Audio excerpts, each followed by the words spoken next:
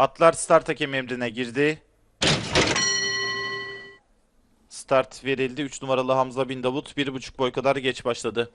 İç kulvara yakın 7 numaralı Poyraz Ateş liderliği farkı 3 boya kadar çıkardı. İçeride 1 numaralı Panatapan ikincilikte, dışına 5 numaralı Tilay Kolaps geldi.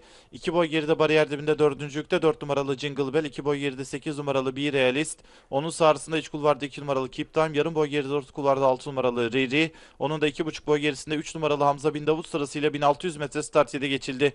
Koşunun lideri 7 numaralı Poyraz Ateş, fark yine 3 boy kadar. İç kulvarda 4 numaralı Jingle Bell ve dışındaki 5 numaralı Tilay Kolaps ikinci ve üçüncülükte onu takip ediyorlar. 5-6 boy kadar geride 4 numaralı Jingle Bell. 3 boy geride orta kulvarda 6 numaralı Riri. Hemen içinde 8 numaralı Be Realist. 2 boy geride iç kulvarda 2 numaralı Keep Time. Yarım boy gerisinde orta kulvarda 3 numaralı Hamza Bin Davut sırasıyla 1200 metre start yeni 4 boyluk farkta 7 numaralı Poyraz Ateş önde geçti. İkincilikte iç kulvarda 1 numaralı Panatapan var. Yarım boy geride orta kulvarda 5 numaralı Tilay Kolaps. 4 boy geride 4 numaralı Jingle Bell. Onun 1 boy gerisinde orta kulvarda 6 numaralı Riri.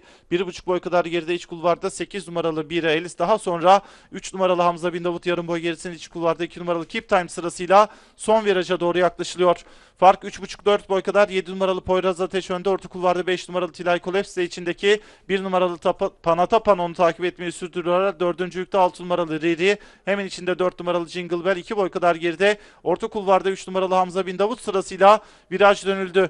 4 boyluk farkta 7 numaralı Poyraz Ateş, koşunun lideri orta kulvardan gelen 1 numaralı Panatapan, iç kulvardan 4 numaralı Jingle Bell aradaki farkı azaltmaya çalışıyorlar. Son 400 metre girdikten sonra 3,5 boy kadar Poyraz Ateş önde, dışarıdan 1 numaralı Panatapan daha geriden 6 numaralı Riri'nin en dış kulvardan 3 numaralı Hamza Bin Davut'un atakları var. Farklar biraz azaldı, yine de 7 numaralı Poyraz Ateş önde, dışarıdan Riri, en dış kulvardan 3 numaralı Hamza Bin Davut geliyor içeride. 7 numaralı Poyraz Ateş önde, dışarıdan Riri, en dış kulvardan 3 numaralı Hamza Bin Davut geliyor içeride. Poyraz Ateş önde, dışarıdan Hamza Bin Davut geliyor. 3 numaralı Hamza Bin Davut, 7 numaralı Poyraz Ateş Porto'yu birlikte geçiyorlar.